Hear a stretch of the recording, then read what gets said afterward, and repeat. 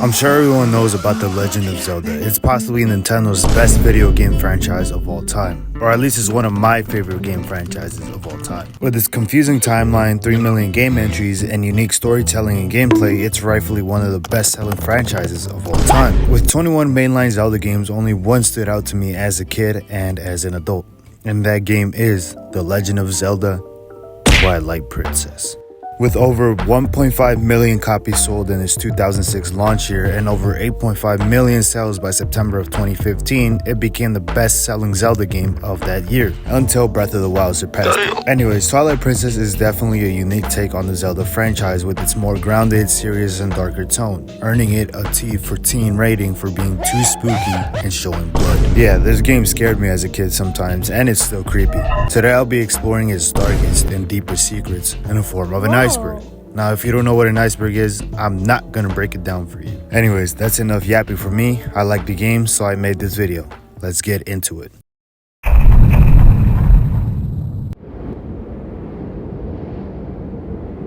E3 reveal. Way back when E3 was still a thing and Nintendo was still a little bitch to Sony and Microsoft, and the previous E3 year was one of their weakest, 2003. This was their chance to make a huge name for themselves in gaming history, to which Nintendo delivered. In E3 2004, Nintendo first started. With the introduction of an absolute legend, Reggie Fils-Aimé, the president of Nintendo of America. My name is Reggie, I'm about kicking ass, I'm about taking names, and we're about making games. Alongside his iconic introduction, huge games were also revealed. Metroid Prime 2 Echoes and Resident Evil 4, all playable on the GameCube. Nintendo also revealed their cool new handheld console, the Nintendo DS. Now this was cool and all, but Nintendo wasn't done yet. They were still oral farming with their announcements, and their next reveal was their biggest yet.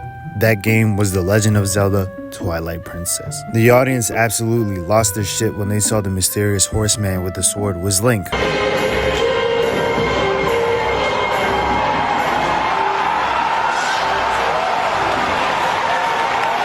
A more adult and mature take on the character, featuring a more complex combat system and revealing new enemies you would have to fight as Link.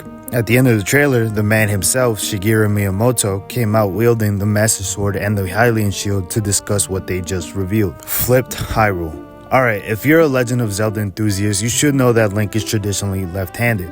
But what if I told you that Link's handiness was changed to the right, and the entire map of Hyrule was flipped over? Mirrored, as one would say.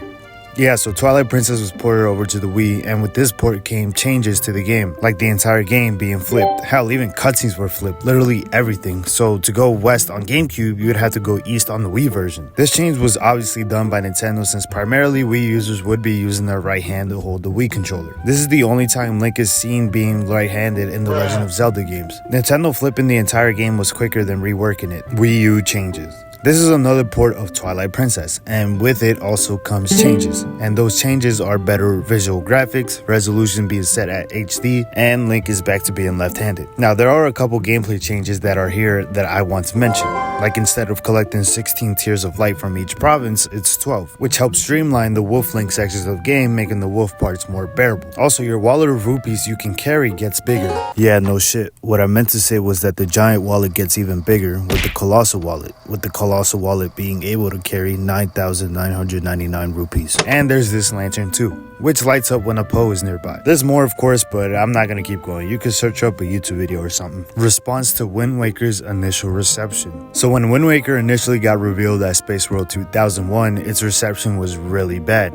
Fans of the games weren't so much fans anymore, with people saying stuff like, "I can't believe what they did to that Zelda game. Just when I was saying that Nintendo caters to old school gamers, they go and make Zelda look like a freaking puppet show for 5-year-olds. Mario Sunshine?" And OMG, WTF happened. Zelda looks like a little weak sissy bitch. I just saw the movie/pics like 2 minutes ago, and what a pile of stinking crap. Yeah, these quotes get about as 2001 as they get. There were also magazines talking about how bad the game was received by its fans, dubbing dubbing it Zelda Rage. The game was viewed so badly that even Shigeru Miyamoto wasn't pleased with the graphics, with articles and videos stating that he literally cringed upon looking at the game, though later he embraced it. I digress. Like mentioned before, people were not happy with the announcement since it wasn't the game Nintendo initially showed off at Space World 2000. That first showcase was a video of Link and Ganondorf fighting with a realistic looking graphics and combat system, making the game look more serious, mature, and gritty. Many people believe that because of this backlash, Nintendo decided to go with what the fans wanted, that being a more realistic and dark version of Legend of Zelda, originally Wind Waker sequel.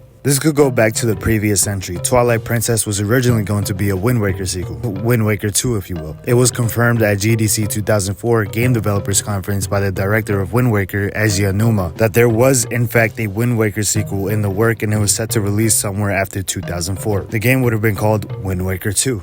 Yeah, very original. There were many factors as to why the game was switched over. The initial response to Wind Waker was negative, of course, but the most notable reason came from a Nintendo artist director at the time, Satoru Takizawa. He revealed that Wind Waker 2 would have been a more land-based game rather than water-based like its predecessor. Instead of riding ships across the sea, the game would have focused more on horseback riding and horseback combat while traversing land. However, the team couldn't make it work. Toon Link just didn't fit into this kind of mechanic. With Toon Link being too small, the team would have had to make him taller. Basically an adult version of Toon Link. Takizawa felt that making a whole adult Toon Link wasn't appropriate either, so the team decided to shift over to a more realistic look. The director brought in Yasuke Nakano to design a new version of Link. On top of all of this, Wind Waker wasn't exactly a great selling game, so making a direct sequel didn't really make sense. Combined with the growing popularity of gritty fantasy films at the time like Lord of the Rings, this pushed Eiji Aonuma and Miyamoto towards a more realistic, mature art style. Thus, Twilight Princess was born. Hero's Shade is the hero of time. This originally started as a theory, but it's now confirmed fact. Haru Historia directly states that the hero's shade is the hero of time. There's also plenty of in-game evidence to support this.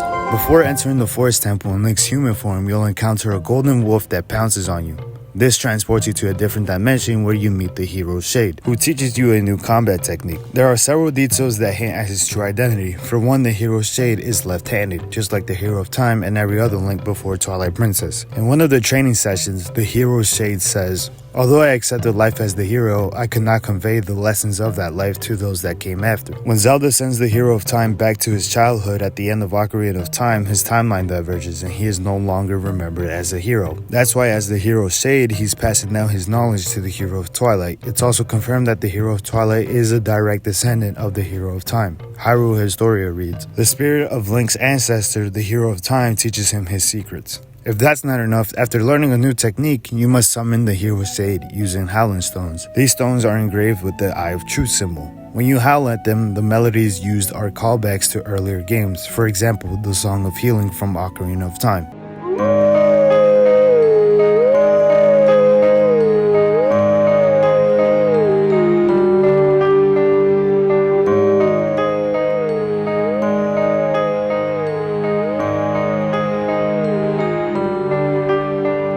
There's more to this, but I'll stop here. I'll provide a link in the description with a more detailed breakdown. 5 heart pieces. So in the previous games, traditionally, you would collect 4 heart pieces to create a full heart container to add an extra heart to your health. However, in Twilight Princess, it was increased to 5 hearts instead of 4 for some reason. I guess it was added to drag the game a little longer for completionists, giving them more to collect, I suppose.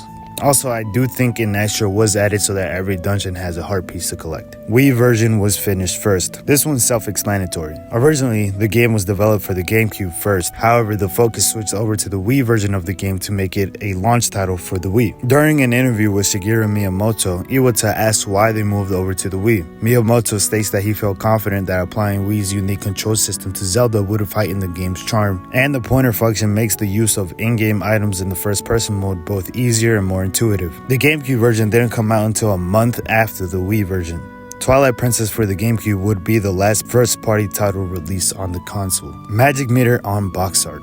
In the Wii version of the physical copy of Twilight Princess, the back of the box displays several gameplay images. One particular image shows Link fighting a Darknut, and if you look closely at the top left of the screen, just under the health bar, there's a separate bar, a magic meter. However, this meter is not present in the final version of the game. The only meters that appear during the actual gameplay are the lantern meter and the oxygen meter when underwater. What's interesting is that the magic meter appears only on the Wii version's box art. On the GameCube version's box art, it's completely absent. This strongly suggests that the magic meter was removed late into development or as a last-minute decision. Further evidence comes from Zelda.com, where 7 official gameplay screenshots were posted showing Link in various areas, and in each of these, the magic meter is clearly visible beneath the health bar. There's also leftover game file text that hint at the magic meter being tied to Link's wolf transformation, implying that he may have originally needed magic to shift into wolf form. It's unknown what other abilities or items would have used the meter. Fishing rod on Ganondorf.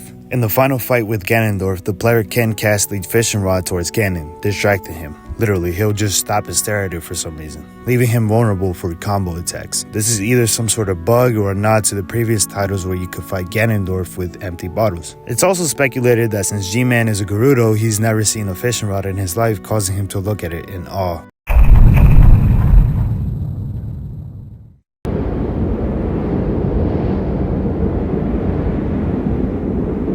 Immense satisfaction of opening up Hyrule. As you progress through the game, you'll slowly begin to start opening up new explorable sides of the map. With the hype that Twilight Princess already had, showing off the size of Hyrule Field in previous gameplay trailers, of course the player should be hyped to open up Hyrule for the first time. Did this hype deliver? Of course it did. With the large, immense, empty playing field of Hyrule and epic trumpet music playing in the background, encouraging players to just roll past the whole thing. Well, that's exactly what I did as a kid the first time going into Hyrule. Don't get me wrong though, the music is fire, especially when you enter combat. I guess this entry could be talking about the satisfaction one gets after saving Hyrule from G-Man's tyranny, which is true. The boss music is really cool though. Abundance of items and multiple uses. Yeah, this game has a whole bunch of tools that the player will and can use during their playthrough of Twilight Princess. There are at least 22 items that the player will be granted to use. These items are the bow and arrow, ball and chain, the Hawkeye, iron boots. The items that the game gives you aren't really utilized that much outside of the dungeon you got them from. The best example is the spinner. You don't use the spinner at all outside of the Arbiter's grounds and a brief section in Hyrule Castle on the final level. Actually, you can use it in Hyrule Field, but it's just to reach a chest or something. Of course, some items have multiple uses all over the place, like the bow and arrow with the bomb, when combining them creating bomb arrows. This will allow you to shoot bomb arrows at rocks and stuff around the map, opening up secret locations for hidden rewards like rupees. Rare Chews. This is a rare variant of the slime enemy's Chews. This chew appears as a golden sparkling enemy. It's quite uncommon, making it difficult to run into since they only spawn alongside normal Chews. However, there are guaranteed spawn locations for these enemies. These include south of Great Bridge of Hylia, small caverns in Death Mountain Trail, Snow Peak Gerudo Desert, and the Ordon Ranch Barn Dig Spot. Upon finding and defeating one of these shoes, it will leave behind rare chew jelly, which the player can scoop up with an empty bottle. While the player still has a bottle of rare chew jelly in their inventory, no more golden chews will spawn. Instead, they'll be replaced with yellow ones. Once the player decides to consume the jelly, it'll fully heal Link to its maximum health and temporarily double his attack. Only Zelda without Octoroks. This is, for some reason, the only Zelda game without Octoroks. I know Nintendo will exclude or include certain characters and enemies in their Zelda games. I guess it was Octorok's turn for Twilight Princess. I'm assuming they were excluded to fit the game's theme or something, since in my opinion those enemies are kind of goofy in their own right. 4 instead of 3 light spirits. In the game, you have to meet 4 total light spirits to cleanse the province of Twilight. These spirits are Ordano, Faron, Eldin, and Lanayru. However, only 3 out of the 4 are the ones you free from the Twilight. Ordano was the only one who wasn't sealed into the Twilight. Now what's interesting is that there's in-game dialogue from Lanayru explaining how the light spirits got sealed. It mentions, quote, "The goddesses ordered 3 light spirits to intervene." Seems that Ordana got singled out as not being needed, I suppose, since you only need to free 3 of the light spirits instead of 4 to progress. However, I think there's an explanation to this. Ordana wasn't considered part of Hyrule proper during the time the Dark Interlopers were sealed, since Ordana is located in the Ordon province. I guess it wasn't a fully fledged spirit at the time the Dark Interlopers were sealed away. I think this is what the entry's referring to. Quick correction, it's just that the Ordana province isn't a part of Hyrule. That's it. Majora's Mask infused shadow similarities. Now, if you've played both Majora's Mask and Twilight Princess, you may have noticed that both of the in-game masks are pretty similar, both being created by ancient tribes or interlopers, and both masks wielding powerful evil dark magic that corrupts anyone who wears it with immense power or transforms them into monsters. Physically, they are pretty similar as well, with both masks having large buggish eyes, jagged spikes, and the mask just overall sits on the wearer's face. With both games having masks with dark magic behind them, it makes sense why they would be so similar to each other. There's more, but the rest is just speculation and theories. Fishing boots / junk. There's a fishing mechanic in the game where you can fish various fish around a body of water. Of course, like every other game that has a fishing mechanic, you can end up catching boots, sticks, and even rupees. Sometimes, but that's about it. Hero's clothes gives defense. When Link gets transformed into his human form, you'll see that he'll be wearing a familiar pair of clothing, the hero's clothes, a green tunic featuring a layer of chainmail beneath it. Yes, this armor does provide protection when worn. The hero's clothes has incoming damage compared to Link's default Ordon clothes or wolf form. Honestly, I had no idea this was true. I always thought it was cosmetic, but I guess it makes sense since it's still armor and it's Link's default clothing for the rest of the game. Playing on the title screen. There's a glitch in the game that, when pulled off correctly, allows the player to play in the cool title screen of Twilight Princess. The process goes: let yourself sink in some quicksand before the game goes dark and reset the game just in time. When you reset the game, you'll find yourself in the title screen of the game being playable. You can explore the map a little with Epona, and if you keep jumping off the map, you'll trigger the King Boblin boss fight. The glitch is also known as back in time because it literally takes you back in time. Shit, it even takes you in the future. This is commonly used in speedruns to skip the first 2 days of Ordon Village. Pretty cool. Green chews plus jelly. These chews, yes, these green chews, are rare. What? Only spawning when yellow and blue chews merge, then sometimes a green one comes out instead of a purple one. You defeat these green chews, then pick up the green chew jelly, then consume said jelly. Nothing happens. Now, what's interesting about this is that these green chews don't appear in the GameCube version, only the Wii and the HD version for some reason. This does actually give a hint that originally the green jelly would have been used to refill the magic mirror that was abandoned late into development, which makes sense why the enemy was in the Wii version of the game.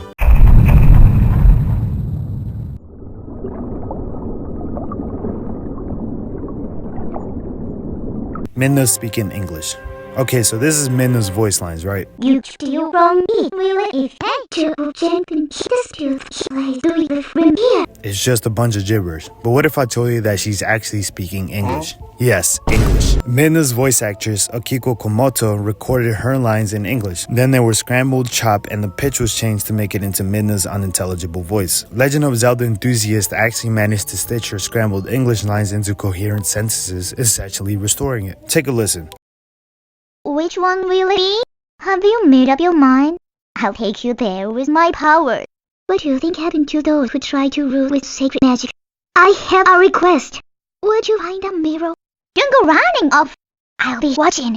I guess you aren't stupid. Cool, right? And creepy if you ask me. I'm so used to her in-game voice, the English dialogue just sounds so cursed. Link looking at Telma. There's a scene in Kakariko Village where Link meets Telma, a barkeep who was looking after Ilia in Hyrule Castle. She asks Link if he can use his skilled swordsmanship to save Hyrule. Link of course agrees. When Telma goes to shake Link's hand, you can see Link just blatantly staring at her chest like a fucking gooner. He does this action more than once, looking at her giant rack. In all seriousness, I think the angle we are given here, I'm pretty sure he's just looking at her hand when she's going for the handshake. But it looks like he's staring at her boobies. Same thing with this other scene, I think he's just looking behind her. It's honestly funnier to say that he was staring at her chest. Search for the beta forest. In earlier trailers of Twilight Princess, there's a decent amount of beta footage. Of course, what really caught the eye of the community was the forest shown in one of the trailers, which possibly could have been part of Ordon or Faron Woods. However, the devs decided to turn it into an area known as the Sacred Grove and the Lost Woods. Of course, once the final release came out, the beta forest wasn't in the game whatsoever.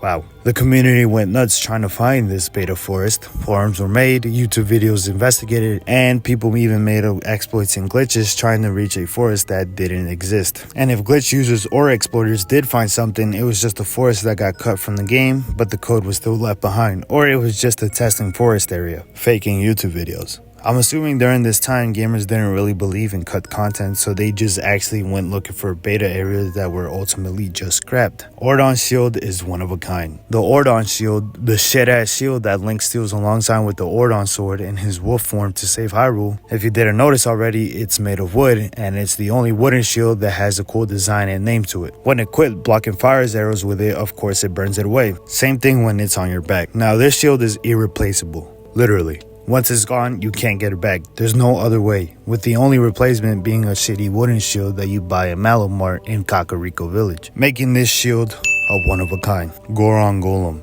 This is a cut enemy that likely would have been a mini-boss for the Goron mines. You can still encounter the enemy, but only using various cheats to spawn it in. Essentially, it's a bunch of Gorons that appear to be wandering around aimlessly until the player approaches them. Then they bunch together into this amalgamation that begins to attack Link but does no damage. The Goron Golem has no sound effects when attacking the player or when it's getting attacked. Hell, it even has no collision, often walking through the player. The only thing that was finished about this enemy was its model and animation. This just shows that the enemy was removed early into development and replaced with Dangoro as the new mini-boss. Armos Titan. This is another cut enemy from the game that would have appeared in Temple of Time. You can spawn it with various cheats. When spawning it, it appears to be a larger version of the Armos, hence the nickname Armos Titan. It has a green crystal on its chest as its weak spot. Attacking it deals damage to the enemy.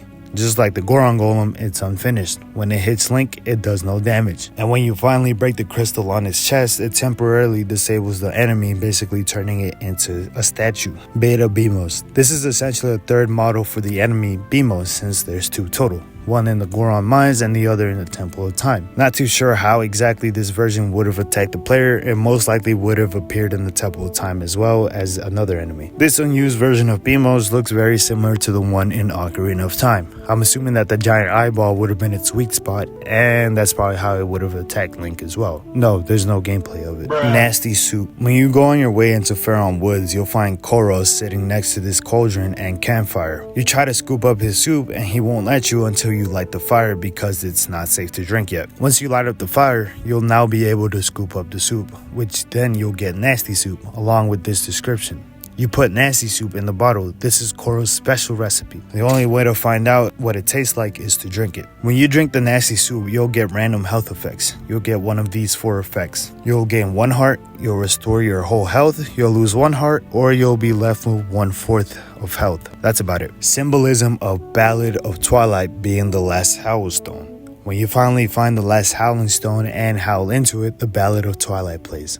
And it sounds really majestic. It gives off this strong feeling like you're actually reaching the end, like you're about to save the world type shit. The song blends the Light Spirit theme with the Hyrule Field theme, but slowed down and reworked to match Wolf Link. It's a mix that fits perfectly with what the game's been building towards, that connection between light and twilight. What makes it stand out is that unlike the other Howling Stones that are just throwbacks to Ocarina of Time, this one is completely original. It's only in Twilight Princess. It really feels like it's marking the end, like Link's ready to take everything he's learned and face what's next. He's earned the Hero Shade's mentorship and it's now time to finish the journey, type shit. Black Chews plus Jelly.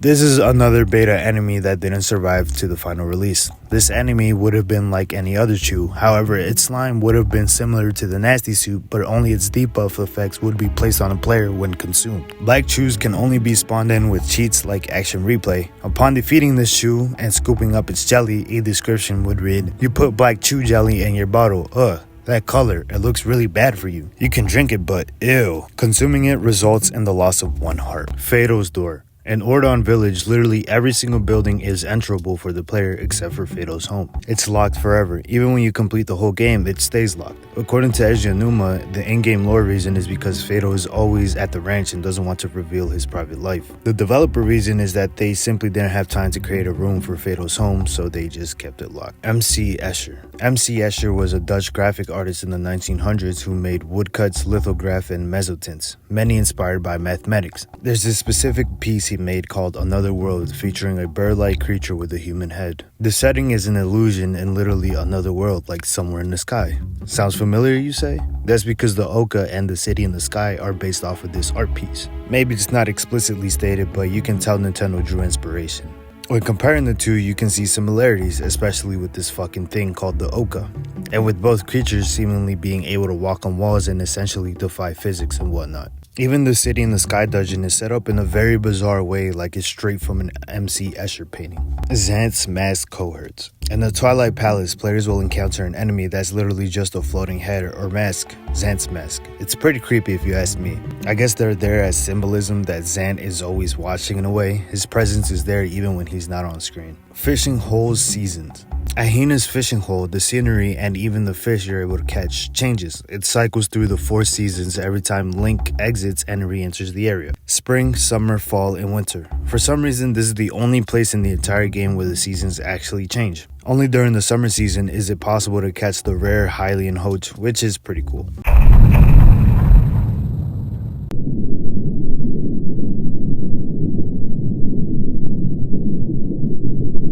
Ordon is outside of Hyrule. Ordon by land is a part of Hyrule, of course, but it's its own jurisdiction. It belongs to Ordona province. It's not just a land that's separate either. Ordonians and Hylians have different physical features, with the most notable one being the ears. Hylians have pointed elf-like ears, while Ordonians have rounded ones. Even though Ordon isn't technically part of Hyrule, they seem very loyal to the kingdom, bringing gifts to the royal family and whatnot. Shield surfing. At the top of one of the mountains in Snow Peak, you're able to surf down the mountain using a large ice leaf. You can even race Yeto down it. There's unused item data in the game that was physically replaced by the ice leaf. The internal name of this item is called shield surfing, and it even uses the menu graphic of the Hylian shield as its icon. This likely means Link was originally supposed to use his shield to slide down the mountain instead of the leaf. At least the mechanic wasn't completely forgotten, since it ended up being used in Breath of the Wild a decade later. Shiny boots. There's this fancy shop in Castletown called Chudley's Fine Goods and Fancy Trinkets Emporium, and the only way you're able to enter this fancy shop is by polishing your shoes. If you try to enter without polishing your shoes, you'll be denied entry. To polish your shoes, you'll have to talk to an NPC by the name of Saul, who is right outside the shop, and he'll polish your shoes for 10 rupees. And then you'll be able to enter the shop just for it to be selling overpriced items that the player is never able to afford.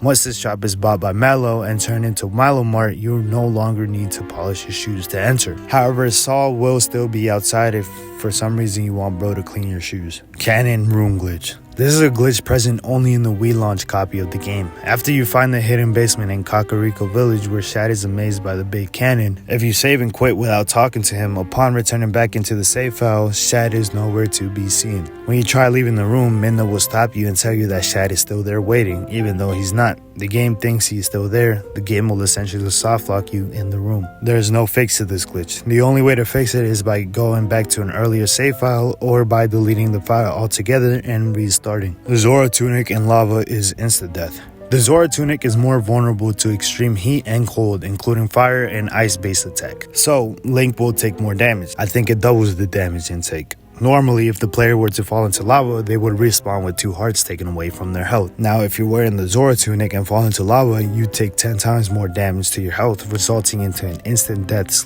/ game over. Malo's age. Yeah, so Malo's age is never revealed in the game. However, it is believed that he's between 4 to 6 years of age. Despite his infantile age and appearance, Malo is incredibly intelligent and very entrepreneurial, starting businesses and partnerships everywhere he can, which is pretty cool. Dark Link in Link's basement. Where you go downstairs in Link's basement without turning on your lantern, make your way to a mirror, then go into first person. You'll see a pair of eyes staring back at you. Yeah, that's just Link. His eyes are rendered separately from his model. That's why you'll just see floating Link's eyes in the mirror. Even bits of the Master Sword is seen. Yeah, when I first read this entry, I thought it was going to be some cool Easter egg or myth about Dark Link in the basement, but it's literally Link in the dark making Dark Link. On Elden Bridge Smash Stage. In Super Smash Bros. Brawl, the Elden Bridge from Twilight Princess is a stage map in the game. There you can see the map go into Twilight, then revert back to normal. And King Boblin will be seen riding across the map, causing damage to the player if hit by him. Originally, Colin would have been tied up on a pole with King Boblin holding it, a reference to the kidnapping of Colin in Twilight Princess. However, this ultimately didn't make it into the final version of Brawl for some reason. A model was already created, including animations for the character model and the pole itself. Twilight Midna's butt. Midna's imp body build is very interesting, with her proportions looking super rounded in certain areas. Of course, this sexy imp lady has been orally sexualized by the gooners of Twilight Princess community. more so than her actual true form. Funnily enough, a whole copy pasta was made because of the design choice Nintendo went with. It reads, I'm not reading it. Imp Midna is unironically 40 pounds of pussy and ass. She's just floating drumsticks with a smug single fang grin. That's not even artists exaggerating it. Her body mass is actually 80% in her cheeks, thighs, and potbelly. She's not a pear. She's a light bulb. They had to know exactly what the fuck they were doing. I refuse to believe otherwise. People being creepy fuckers and sexualizing the Inklings and the bird girl from Wind Waker and all that shit, sure, that's on the fans. But Midna being a 40-pound pussy that grinds on top of Link's head and bosses him around is 100% on Nintendo.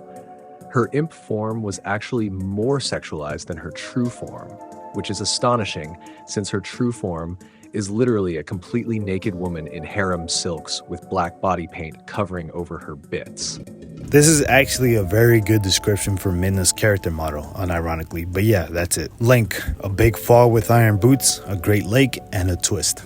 There's a video uploaded with this exact title that was uploaded 18 years ago. Holy shit. But yeah, the video shows Link falling from the sky with the iron boots equipped, falling into Lake Hylia. Instead of the water breaking Link's fall, he just dies. And that's it. The video quality is so shit that it's actually pretty funny. Everything is just comedically loud. Like that as this is some shit that would have been posted in the Big 25.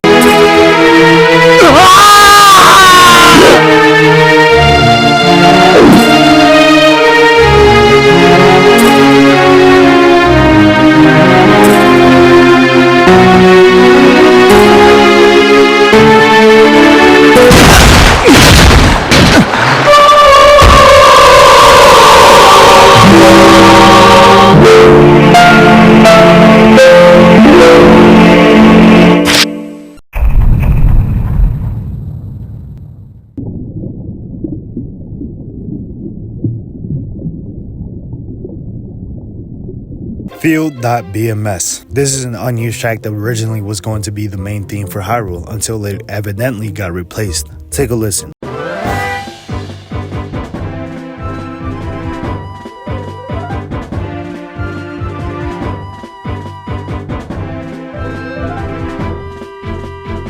It kind of sounds similar to the final theme of Hyrule. This actually did end up appearing in the remastered version of Twilight Princess on the Wii U in a small snippet during the end credit scene. I'll talk more about it later in the Iceberg. That's about it. Sheik concept art. Sheik was conceptually going to be in Twilight Princess since you know there's a concept art of her. The design is pretty similar to the Ocarina of Time Sheik but with some notable differences. There's only 2 images of this concept art. What's interesting though is that this design wasn't completely forgotten. This version of Sheik actually appears in Super Smash Bros. Brawl. Another interesting to note is that Twilight Princess Zelda in Brawl actually turns into Sheik, and Sheik can turn back into Zelda, furthering the fact that Sheik was conceptually going to be in Twilight Princess. I honestly wish it happened, it would have been cool to see. Twilight dialogue. In the Twilight realm, you'll see the Twilight people. They're kind of creepy. They're just standing there lifeless and sad, white eyes, and they groan and moan once in a while. Originally, you could talk to them. What? Yeah, they would have had their own dialogue and shit. Here are some examples I found. This is the royal family's palace. A traitor like Zank can't have it. The black fog has stole the sparkle from this land. If the 2 souls are put in the correct places, light will shine. There's more dialogue to this. If you want to see for yourself, I'll provide a link to a website that shows more of this unused dialogue in the description. But it was likely removed to keep more mystery around the Twilight people and the realm itself. The unused dialogue actually reveals a lot about the Twilight realm and kind of takes away the mystery and speculation from the community. I honestly like the fact that the Twilight people are silent. It makes this part of the game more creepy. Beta Moblin. This is another beta enemy that didn't make it to the final release of Twilight Princess. Unlike the rest of the unused enemies, you can't spawn this one using cheats. It seems that this Moblin would have appeared in the beta version of Arbiter's Grounds, wielding a giant axe and wearing armor of some sort. Apparently this enemy may have been replaced with King Moblin in the final release. Majora's Mask in Zora's River. There's this video on YouTube with possibly the worst quality I've ever seen, showing off a random rock wall on Zora's River that somehow resembles Majora's Mask. I personally don't see it, and the video quality is so shit that you can't even tell in the first place. Another thing to know about this video is that the audio you hear in the end credits sounds like the Field.bms soundtrack from the previous century. Take a listen. So yeah, it seems like the audio wasn't completely unused. I mean, they sound kind of similar, but this video did come out in 2009, 15 years ago. This was way before the Wii U version of Twilight Princess came out. Very interesting. Mirror Shield. Every other mainline 3D Zelda game before Twilight Princess has a mirror shield, except Twilight Princess, with Wind Waker being the last 3D Zelda to have one. I don't think there's any mention of Nintendo ever planning to add a mirror shield. It's like the Octoroks is just not there. Snow Peak original owner. As we all know, the Snow Peak ruins are inhabited by Yeto and Yetta, the friendly Yeti couple. But who were the previous owners though? Yeto and Yetta simply moved into an already abandoned mansion, but it's not really a mansion, it's more of a fortress. Once you start getting deeper into the ruins, you'll see military equipment like weapons, cannons, and armor. It's possibly that this fortress could have been owned by some sort of noble or royal family. Now, there are speculations about who exactly used to be the owner of Snow Peak Ruins. The main belief is that Ashe, one of the members of the Resistance, is the owner, or rather her family is. There's in-game dialogue where Ashe mentions that she was raised by her father, who was a knight in the mountains and taught her the arts of war. You see the connection here? Military equipment in a fortress on some random mountain. Ashe was raised in the mountains by her war-ready father. Yeah, I know this is a very loose connection, but hear me out. She's the only one who somewhat guides Link through Snow Peak, and she's wearing a fucking Yeti costume. Of course, there's contradictions to this, like her not being familiar with Snow Peak. That's pretty much it for the in-game stuff. The rest is left to speculation. But there is a manga, the Himekawa manga. It mentions that Ashe actually did live in Snow Peak Ruins, but the manga is not canon, so just throw it out the window. If you want a more detailed explanation about this, I'll provide a video in the description. Beta Skulltula behavior and Skyward Sword. Skulltulas originally would have had a different behavior when attacking Link. Like seen in one of the earlier trailers, they would have wrapped the player up in webs, then pounced on Link, attacking him. Of course, this type of attack behavior from the Skulltula didn't make it into the final release of Twilight Princess. However, it did get moved to the Skyward Sword Skulltula, since this is exactly how they attack you in Skyward Sword, except for the weapon part. Arbiter's Ground was used for genocide. Arbiter's Grounds was used as a prison for the worst criminals of Hyrule, including Ganondorf. It's believed that this was actually used as a torture and execution chamber, sometimes even banishing criminals to the Twilight Realm as punishment. When you start going through the Arbiter's Ground, you'll see that literally almost every enemy is undead and there's just bones laying all over the floor. Not only that, I mean, the whole dungeon just looks like some large palace of pain and despair. The entire palace is really haunted too, with Poes flying around and whatnot. I'll provide a more detailed explanation in the description as well. Which version of Hyrule is canon? This could be referring to different versions of Hyrule that each port has, with the Wii version being a complete flip of the GameCube version and the Wii U version. I'm assuming this is questioned just for the fact that the Wii version of Twilight Princess came out first. However, everyone is in agreement that the GameCube version is canon, just for the fact that Link is left-handed, like every other Link from previous games. This entry could also just be talking about which Hyrule is canon in general, since there's so many changes and iterations of Hyrule that no one really knows which one is truly canon.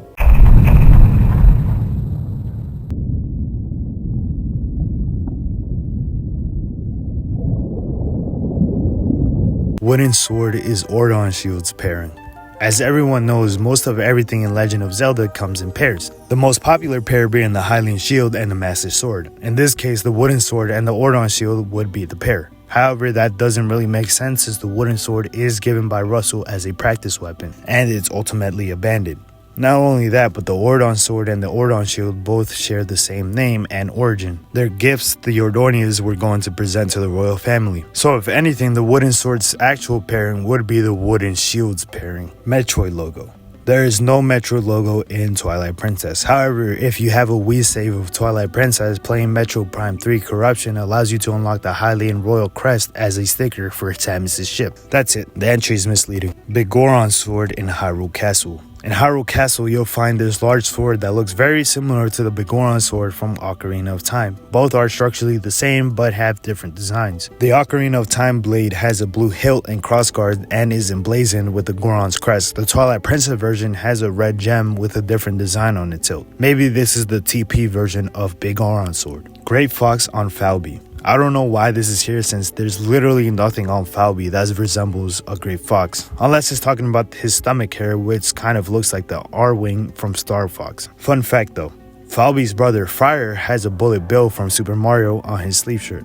That's about it. Spirit Temple plus Dodongo's Cavern. Okay, so this was a confusing entry. I found an old thread from like 15 years ago talking about a video that claimed to have found the Spirit Temple in Twilight Princess. However, others argue that the Arbiter's Ground is the Spirit Temple just repurposed because of where it's placed in the Gerudo Desert and how it's used by the sages. As for the Dodongo Caverns from Ocarina of Time, it's believed that the Goron Mines are the same thing since both dungeons are located in Death Mountain, share similar layers, and there's Dodongos in the Goron Mines in Twilight Princess. However, none of that is confirmed. Link's pet birds. There are various birds that Link can actually interact with and talk to in a way. First is Tro, Koro's pet bird who runs a shop next to the Forest Temple. Then there's the other one, Hina's pet bird, Purdy. The bird often calls Hina old. Link also has hawks that aid him when he calls them down using this plant thing.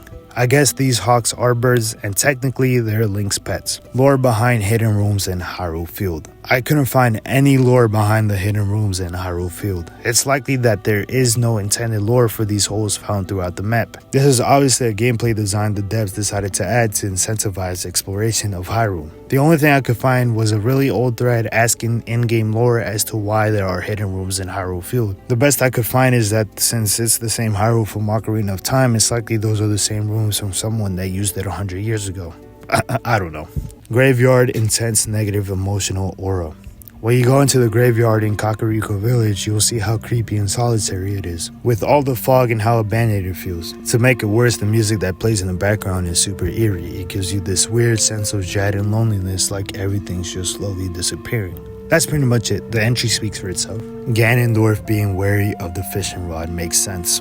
Ganondorf is a Gerudo. He grew up in the Gerudo Desert. There's absolutely zero bodies of water. Naturally, they don't have or use fishing rods. So when Link pulls one out and casts it, G-Man looks at the fishing line in awe because he's never seen a fishing rod before. So yeah, it just makes sense.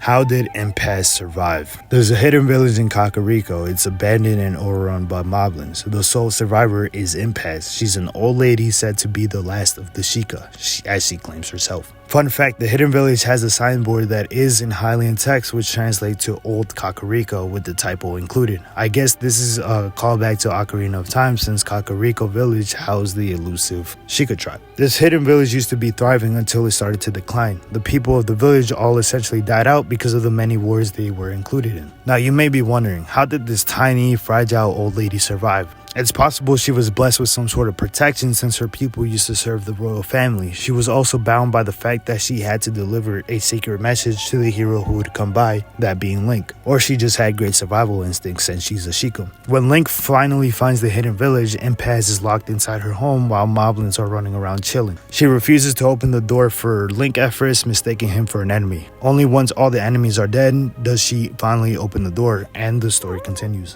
Unknown shop. There's unused dialogue for an unknown shop. It's unknown where the shop could be at because, it's unknown. The only thing known about this shop is this set of unused dialogue. Beating roll goal on the Wii. In Hina's shop, there's a little mini game on the benches that you can play. It's basically just a rolling ball through a maze filled with obstacles, no railings or anything, which makes it super difficult to complete. In the Wii version of Twilight Princess, you had to use the motion controls to balance the ball and keep it from falling, which just adds to how hard it is. Hina also doesn't let you cheat. If you try, she'll make you restart. If you manage to complete the minigame, you'll be rewarded with the frog lure, redeemed and alive Zant. Zant's a super cool villain in Twilight Princess, a crazy ass Twilight being who's just lusting for power and wants revenge on the overworld of Hyrule. He gets denied the chance to rule the Twilight realm and just completely loses his shit.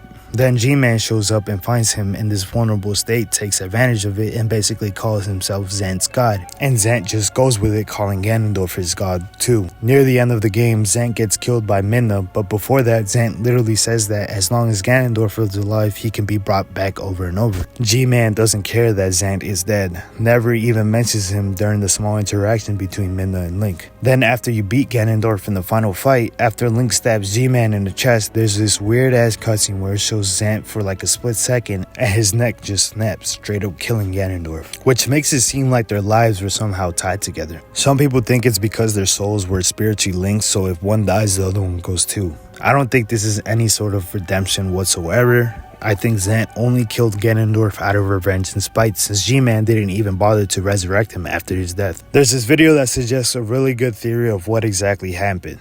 I'll link it in the description. It's kind of similar to the one I explained. Restoring Ilya's memory is optional. Okay, I legit had no idea you could just skip restoring Ilya's memory. You can just straight up show the Dominion Rod to Impaz and talk to Shad right after without talking to Ilya. The story continues with Ilya having amnesia forever. Skipping Ilya's memory restoration stops you from getting a lore drop from the character, and you don't get the portable horseshoe to call Epona on demand. Beta Forest is still in the game.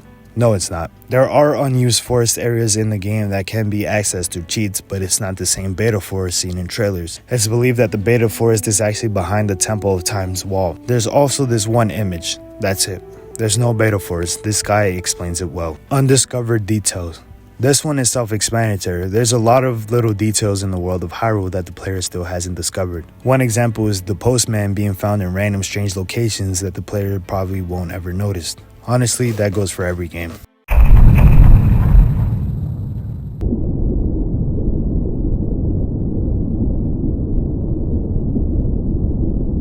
Lost videos showing oddities. There are old lost videos that would show oddities on YouTube. Some are still up, but they're in super low quality, of course. Digging through the Wayback Machine, I found like one video that isn't on YouTube anymore, showing off the title glitch. I got bored of looking after that. Now, what's really interesting though, I stumbled upon this video showing off a Twilight Princess website. Not gonna lie, this shit blew my mind. I've never seen this before until now. I didn't even know this existed. It's very well made too. It gives you that old Cartoon Network games website vibe. I'll put a link in the description of the video if you want to have a look for yourself. More fuel not holding back. Bro, this is possibly one of the top 3 coolest bosses in Twilight Princess. The way it builds up the hype, then this giant fish shield monster just comes out of the sand looking all menacing and shit. It's doing all that for no reason. This boss is just straight butt. It doesn't attack Link whatsoever when swimming around, you're just kind of chasing it. The only way to even take damage from Bo is to get in front of its mouth, but even then it's hard. I feel like the devs could have done more with the fight, like making him spit water bombs at you or something, but instead its design just gets wasted. And this is literally the only good part of Lake Bed Temple. Death's Sword in Hyrule Warriors. I couldn't find anything about this other than an old thread of fans speculating that Death's Sword would be a DLC playable character or a mini-boss. That's about it. Running into an Ocarina of Time Link in the past. I guess this is more of a theory. When the Twilight hero goes into the Temple of Time, going back to the Ocarina of Time version, he could have easily run into the Hero of Time, since Twilight Princess Link is technically time traveling back to the past when the Temple of Time was still in its prime. But I guess it makes sense how they didn't run into each other, since Link goes up some stairs into a secret entrance to a dungeon, the same ones that are not seen in Ocarina of Time. The mystery behind the photo of fishing manhole. In Hina's shop, you'll see a photo of a man holding the Hylian Loach. Hina will say that's one of her ancestors and that she wishes she was born during that era. Now, what doesn't make sense about this picture is that it's an old photo, right? But it was taken during the Ocarina of Time era of Hyrule, which is completely long gone and changed since Twilight Princess takes place hundreds to possibly thousands of years after Ocarina of Time. So it would be pretty much impossible to preserve a photo in that condition for that long. But then again, this is Legend of Zelda. Now, what's interesting to note is that the land formation in the background actually matches the Ocarina of Time fisherman's location perfectly. So it seems very intentional that it's him. This was likely just an oversight by Nintendo trying to reference Ocarina of Time and throw in a little hint that Twilight Princess and Ocarina of Time are connected or are the same. That's the whole Iceberg. To be honest, I didn't really like this one, but I really like Legend of Zelda, and Twilight Princess is my favorite from the franchise. This was the only Iceberg that I could find, and I really wanted to do another Iceberg video, especially about Zelda, so this was perfect. Don't get me wrong, it is kind of interesting, not gonna lie. I hope you enjoyed this video. I really worked hard on it. Like and subscribe.